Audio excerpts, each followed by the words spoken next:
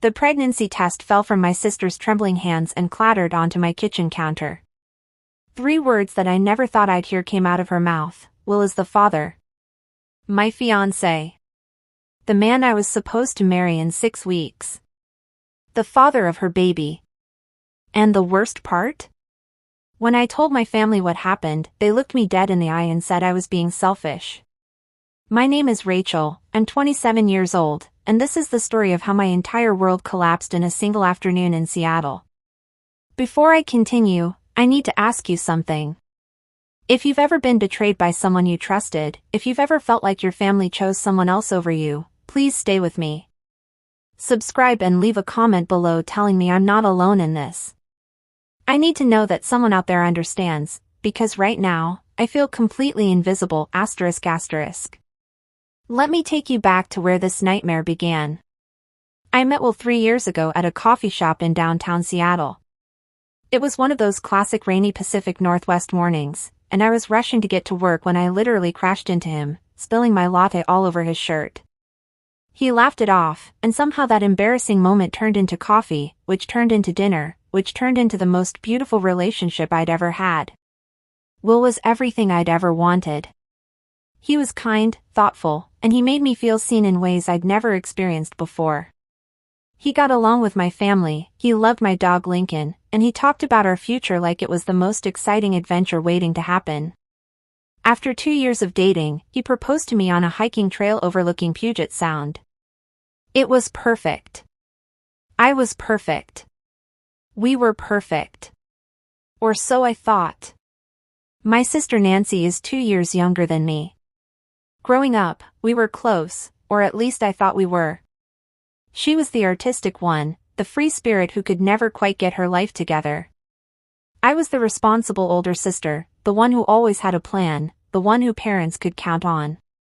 Nancy had struggled with relationships her whole life. Bad breakup after bad breakup. There was Tyler, who cheated on her with her roommate. Then Dante, who ghosted her after a year together. She'd come crying to me every single time, and I'd be there with ice cream and tissues, telling her she deserved better. I introduced Nancy to Will about 6 months after we started dating. I wanted my sister to know the man I was going to spend my life with. They got along well. Maybe too well, but I trusted them both completely. That was my first mistake. 6 weeks before my wedding, I had everything planned. The venue was booked, a beautiful garden space in Woodinville. My dress was hanging in my closet, a stunning lace gown that made me feel like a princess. Our friend Sean was going to officiate. My best friend Bianca was my maid of honor, and Nancy was one of my bridesmaids. Everything was falling into place. Then came that Saturday afternoon in September. I was at home working on wedding favors, little mason jars filled with local honey that I was tying with personalized ribbons. Will had said he was going to help his friend Mike move into a new apartment. Nancy had texted me earlier saying she wasn't feeling well and was staying home. Around 3 p.m., my phone rang. It was Nancy, and she sounded terrible. She was crying so hard I could barely understand her. Rachel, I need to come over. Right now. Please. My protective older sister instincts kicked in immediately. What's wrong? Are you okay? Did something happen? I just need to see you. I'm coming over. 20 minutes later, she was at my door. Her face was blotchy from crying, her hands were shaking, and she was holding something behind her back. We sat down on my couch, and that's when she pulled out the pregnancy test. Positive. Nancy, oh my God, I said, immediately moving to hug her. I didn't even know you were seeing anyone. Who's the father? That's when everything changed. She couldn't look at me. Her eyes stayed fixed on the floor, tears streaming down her face. Nancy, who is it? The silence stretched on forever. Finally, she whispered something I couldn't hear. What? It's Will. Time stopped. Actually stopped. I remember the sound of a car passing outside, the hum of my refrigerator, the ticking of the clock on my wall.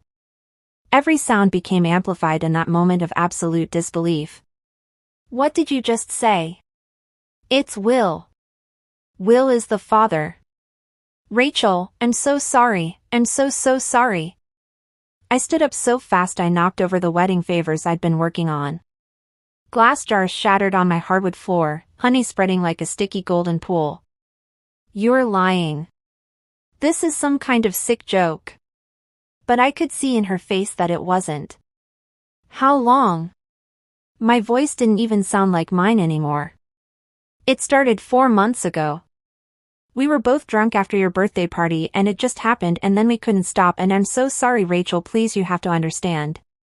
4 months. They'd been sleeping together for 4 months. While I was planning my wedding.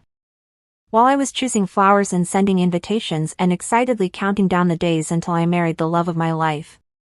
I wanted to scream. I wanted to throw something. Instead, I just stood there, frozen, trying to process information that my brain refused to accept.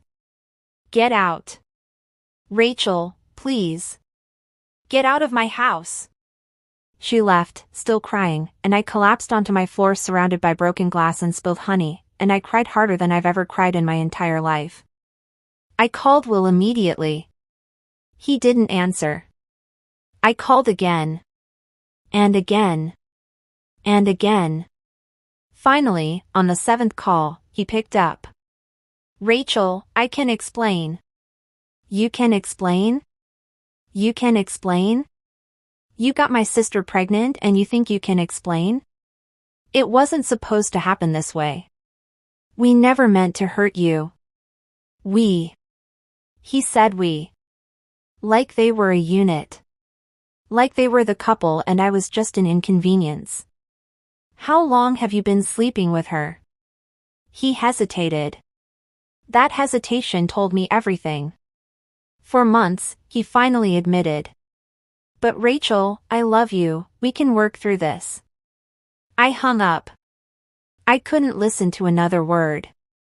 The next few hours were a blur. I called Bianca, who immediately came over.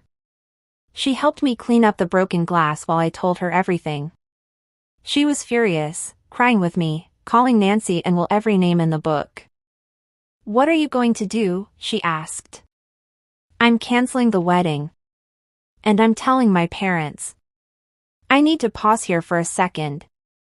If you're watching this and you've made it this far, thank you for listening to my story. If this resonates with you, if you understand what it feels like to have your trust shattered, please hit that like button. It would mean the world to me to know I'm not alone. And please, keep watching, because what happened next was somehow even worse than the betrayal itself, ***. My parents, Mike and Barbara, have been married for 35 years. They're the kind of parents who believe family is everything. Sunday dinners are mandatory. You always support your siblings. You work through problems together. I drove to their house in Bellevue that same evening. I needed them. I needed my parents to hold me and tell me everything would be okay and help me figure out how to survive this nightmare. They were in the kitchen when I arrived. Mom was making her famous lasagna. Dad was reading the newspaper at the kitchen table. It was so normal, so peaceful, and I was about to shatter that peace completely. Rachel, honey, what are you doing here? Mom asked, immediately noticing my tear-stained face. What's wrong? I sat down at the table and told them everything. Nancy's sleeping with Will. The pregnancy. The betrayal. The lies. I expected outrage. I expected them to be horrified. I expected them to immediately pick up the phone and demand answers from Nancy. Instead, my mother sighed. She sighed. Rachel, these things happen, she said softly. I stared at her, unable to process what I was hearing. These things happen? Mom, my sister got pregnant by my fiancé. I understand you're upset, sweetheart, but Nancy is in a very vulnerable position right now. She's pregnant and scared and she needs our support. My dad nodded. Your mother's right. Nancy made a mistake, but she's family. We need to help her through this. I couldn't believe what I was hearing. What about me? I'm family too. She betrayed me. He betrayed me. And that's terrible, honey, it really is, Mom said, in that patronizing tone that made my blood boil. But you're strong. You'll get through this. Nancy needs us more right now. You're taking her side? We're not taking sides, Dad interjected. We're just asking you to think about the bigger picture. There's going to be a baby. Your niece or nephew. We need to think about what's best for this child. What about what's best for me? Mom came over and put her hand on my shoulder. I shrugged it off. Rachel, I know you're hurt. But in time, you'll heal and move on. Nancy is going to be a mother. She needs stability. She needs family support. Can you imagine how hard this is for her? How hard this is for her. She slept with my fiancé, Mom. She's been lying to my face for months. And you're worried about how hard this is for her? Watch your tone, Dad warned. Your mother and I understand this is difficult, but we will not tolerate disrespect in this house. I stood up, my hands shaking with rage. Nancy destroys my life and I'm the one being accused of disrespect? She didn't destroy your life, Rachel. She made a mistake. People make mistakes. You need to learn to forgive. Forgive? You want me to forgive her? Mom's expression turned serious. If you can't find it in your heart to support your sister during this difficult time, then maybe you need to do some soul-searching about what kind of person you want to be. Those words hit me like a physical blow. My own mother was saying that I was the problem. That my inability to immediately forgive my sister for the ultimate betrayal made me the bad person. I walked out without another word. 2 days later, my mother called a family meeting. My Aunt Kate, my Uncle Burrows, my cousins Brenda and Lauren, my grandparents, everyone was going to be there to discuss the situation. I didn't want to go. Bianca told me not to go. But some part of me still hoped that maybe, when the whole family heard what happened, someone would take my side. I was so naive. We gathered in my parents' living room. Nancy was there, looking small and fragile on the couch, with Mom sitting next to her holding her hand. Will wasn't there, thankfully, but his absence somehow made everything worse. It was like they were protecting Nancy from the consequences of her actions. Everyone was looking at me like I was the problem. My Aunt Kate spoke first. Rachel, we've all heard about what happened, and we want you to know that we understand you're upset. Upset? I'm not upset, I'm devastated. Of course, of course. But honey, we need to talk about how we move forward as a family. Move forward? Nancy destroyed my relationship and you want to talk about moving forward? My cousin Brenda chimed in. Rachel, I get it, I really do. But think about the baby. Innocent child didn't ask for any of this. I know the baby is innocent. But what about me? Why does everyone keep acting like I'm just supposed to get over this? My grandmother, who I'd always been close to, spoke up. Rachel, darling, when I was young, something similar happened to my sister. Her husband left her for another woman. And you know what? She survived. She moved on. She found happiness again. You will too. This isn't the same thing. This is my sister. Nancy started crying. Actual tears streaming down her face. I never wanted this to happen, she sobbed. I hate myself for what I did. But I love him, Rachel. I really love him. She loved him. My sister loved my fiancé. And everyone in that room looked at her with sympathy. Rachel, my Uncle Burrows said firmly, I think you need to accept that Nancy and will have genuine feelings for each other. Fighting against this is only going to make you miserable. So I should just accept it? Accept that my sister stole my fiancé? She didn't steal him, my mother said sharply. People's feelings change. These things happen. You're 27 years old, you'll find someone else. My cousin Lauren nodded. And honestly, Rachel, if Will could be tempted by Nancy, maybe he wasn't the right person for you anyway. Maybe this is a blessing in disguise. A blessing in disguise. My family was calling the worst thing that ever happened to me a blessing in disguise. Nancy needs us right now, Kate continued. She's going to be a single mother unless she and Will work things out. Can you imagine how scary that must be for her? What about how scary this is for me? But you're not pregnant, Rachel, Mom said, as if that explained everything. You don't have a child to think about. Nancy does. Her needs have to come first right now. I looked around the room at all these people I'd loved my entire life. Not a single one of them was on my side. So that's it? Nancy gets pregnant with my fiancé's baby and everyone just expects me to smile and support her? We expect you to be an adult, Dad said firmly. To put aside your hurt feelings and think about what's best for this family. My hurt feelings. That's what they called the complete destruction of my life.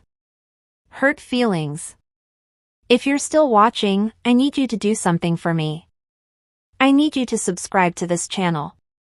I know that sounds random, but I'm sharing my story because I need people to hear it. I need validation that what happened to me wasn't okay. Every subscription tells me that someone out there understands. Please, just click that button, ****. I left that family meeting and I didn't speak to any of them for 2 weeks. I canceled my wedding. That was a nightmare in itself. The venue was non-refundable. Half the deposits were gone.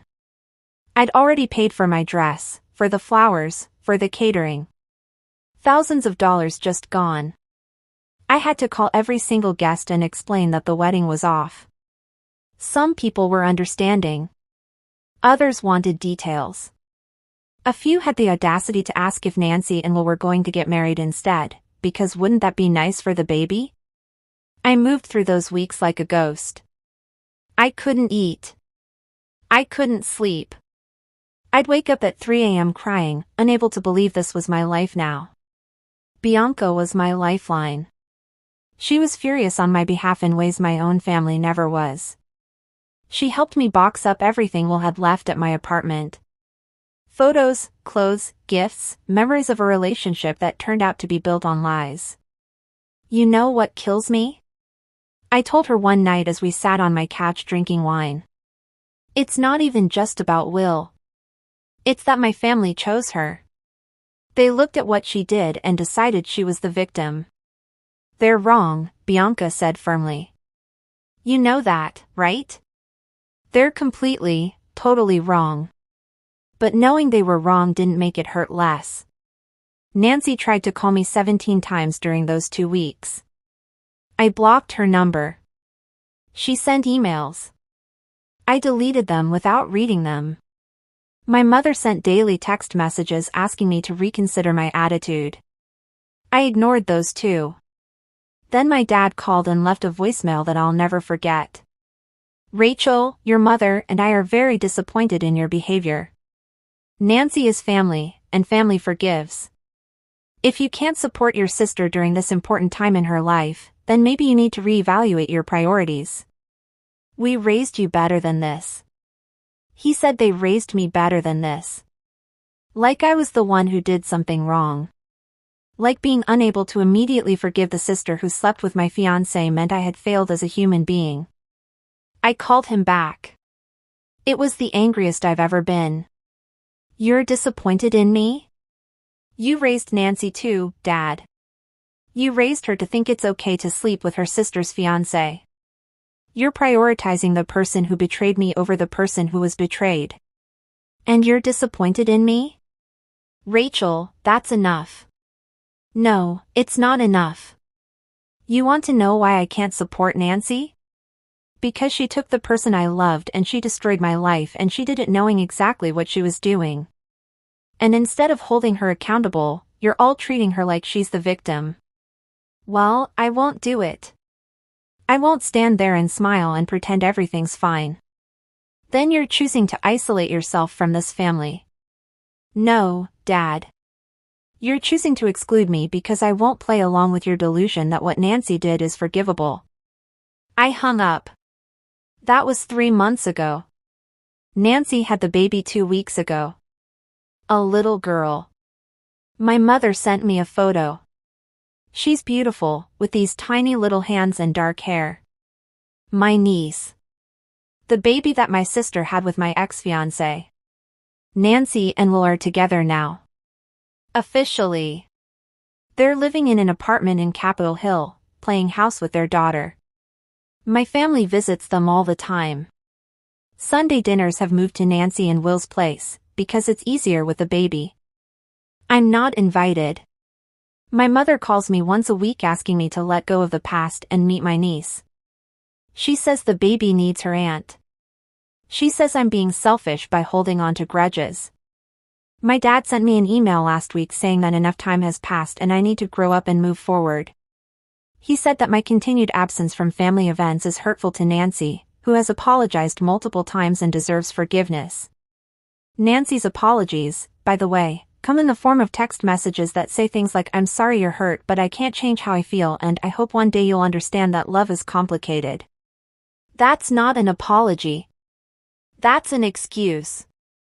Bianca keeps telling me I should cut them all off completely. They've shown you who they are, she says. Believe them. But they're my family. The only family I have. Except they don't feel like family anymore. Family is supposed to protect you. Family is supposed to take your side when someone hurts you. Family is supposed to care when your heart is broken into a million pieces. My family chose my sister. They chose her comfort over my pain. They chose her happiness over my devastation. And I'm supposed to just accept it. You want to know the worst part of all of this? It's not even the betrayal anymore. It's the gaslighting. Because that's what my family has done. They've gaslit me into believing that my inability to forgive makes me the problem. That my hurt is less important than Nancy's needs. That wanting space from the people who destroyed my life makes me immature and selfish. I've started therapy. My therapist, when I told her this whole story, just sat there for a moment in silence. Then she said, "Rachel, nothing about your reaction is wrong or unreasonable. You're allowed to be hurt. You're allowed to be angry. You're allowed to set boundaries with people who harmed you, even if those people are family." Hearing that made me cry. Because no one in my life had said those words to me. No one had validated that my feelings were legitimate. My therapist also pointed out something interesting. She said that families often rally around the person who causes the most drama or has the most urgent needs, not the person who was wronged. Nancy was pregnant and scared, so she became the priority. I was just heartbroken, and heartbreak is invisible. It doesn't show in the same way. So it gets ignored. That realization hurt almost as much as the original betrayal. I've also had time to think about red flags I missed. The way Nancy always needed to be the center of attention. The way she'd get jealous when good things happened to other people. The way she'd make comments about Will that seemed innocent at the time but now feel pointed. And Will? I don't even think about him much anymore, honestly. Yes, he betrayed me. Yes, he's garbage. But I expected more from my sister. I expected more from my family. Those are the betrayals that really destroyed me. So where do I go from here? I'm still in Seattle. I'm still working at the same marketing firm downtown. I'm still friends with Bianca, who has been an absolute angel through all of this. I've started dating again, though it's hard to trust anyone. I went on a date last month with a guy named Mike, different Mike, not my dad. He was nice. We had dinner, talked about books and travel and normal things. At the end of the night, he asked if he could see me again. I said yes, but I haven't followed through. The idea of opening my heart to someone new feels terrifying. I'm in therapy every week, working through the trauma of what happened. My therapist keeps using the word boundaries. She says I need to set them and maintain them even when my family pushes back. So here are the boundaries I've set. I will not attend family events where Nancy and Will are present. I will not have a relationship with my niece until and unless I'm ready. I will not allow my family to guilt-trip me into forgiveness I don't feel. I will not light myself on fire to keep other people warm. My mother hates these boundaries. She says I'm being difficult and holding on to hate. She says that by refusing to meet the baby, I'm punishing an innocent child for her parents' mistakes. But here's the thing, seeing that baby would destroy me. She's a living, breathing reminder of the worst thing that ever happened to me. Maybe one day I'll be strong enough to separate the child from the circumstances of her birth. But today is not that day. And I refuse to feel guilty about that anymore. There's a question that keeps running through my mind, over and over, especially at 2 a.m. when I can't sleep. Why wasn't I enough? Why wasn't my pain enough to make my family choose me? Why wasn't our relationship strong enough to keep Will faithful? Why wasn't I worth fighting for? My therapist says these are the wrong questions. She says the problem isn't that I wasn't enough. The problem is that Nancy and Will are fundamentally selfish people, and my family has dysfunctional patterns of enabling and people-pleasing. Intellectually, I understand that. Emotionally, I still feel like maybe if I'd been prettier, funnier, more interesting, more something, this wouldn't have happened. That's the insidious thing about betrayal. It makes you question everything about yourself, even when you did nothing wrong. If you've made it this far in my story, thank you. Truly. Thank you for witnessing my pain and not looking away. I'm sharing this for a few reasons. First, because I need to know I'm not crazy.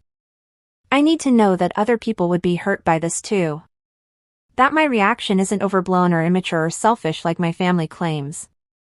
Second, because maybe someone out there is going through something similar. Maybe someone else has been betrayed by family and made to feel like they're the problem for not getting over it fast enough. If that's you, I want you to know, your feelings are valid. Your hurt is real. You don't owe anyone forgiveness you don't feel. Third, because I'm tired of carrying this alone. For months I've been isolated, cut off from my family, made to feel like I'm wrong for having boundaries. Sharing this story is my way of saying, I'm not wrong. What happened to me wasn't okay. And I deserve better. I don't know what the future holds. I don't know if I'll ever reconcile with my family. Part of me hopes that one day my mother will call and say, Rachel, I'm sorry. We were wrong. We should have supported you. But I'm not holding my breath. I'm learning to build a life without them.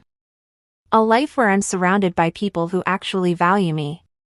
People like Bianca, who showed up for me when my own blood relatives wouldn't. I'm learning that family isn't always about DNA. Sometimes family is the people who choose to love you when things get hard.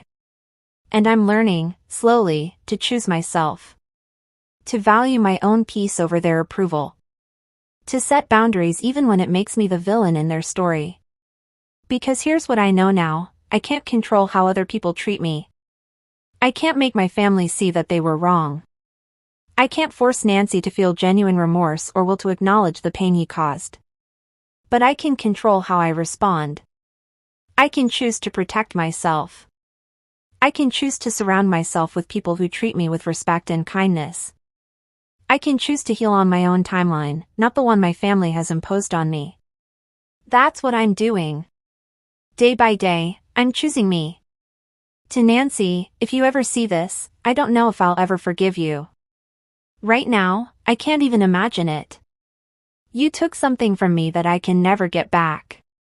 Not just Will, but my trust, my sense of safety, my family, my faith in the people I loved most. You say you didn't mean to hurt me, but you made a choice. Every single time you were with him, you made a choice. For 4 months, you chose your desires over my well-being. And then when everything fell apart, you let our family center your pain instead of mine. I hope your daughter brings you joy. I hope she grows up healthy and happy. But I hope you also think about what you did, really think about it, and understand the magnitude of the harm you caused. To my parents, you failed me. You chose comfort over justice, peace over truth. You prioritized keeping the family together over protecting the family member who was wronged. That's something you'll have to live with. To Will, I wasted 3 years on you. You're not worth another moment of my thoughts. To everyone watching, thank you for being here. Thank you for listening. Thank you for making me feel less alone. This is the last thing I'm going to ask of you, and I really need you to help me. If this story affected you, if you think what happened to me wasn't okay, please leave a comment. Tell me your thoughts. Share your own story if you want. And please share this video. I need people to know that what my family did wasn't acceptable. I need the validation that I'm not crazy for being hurt. Every comment, every share, every subscription helps me feel less alone in this. So please, if you've made it this far, don't leave without letting me know you were here. ***. My name is Rachel. I'm 27 years old. I live in Seattle. And I'm still standing, even though my family tried to convince me I was wrong for refusing to fall. That has to count for something.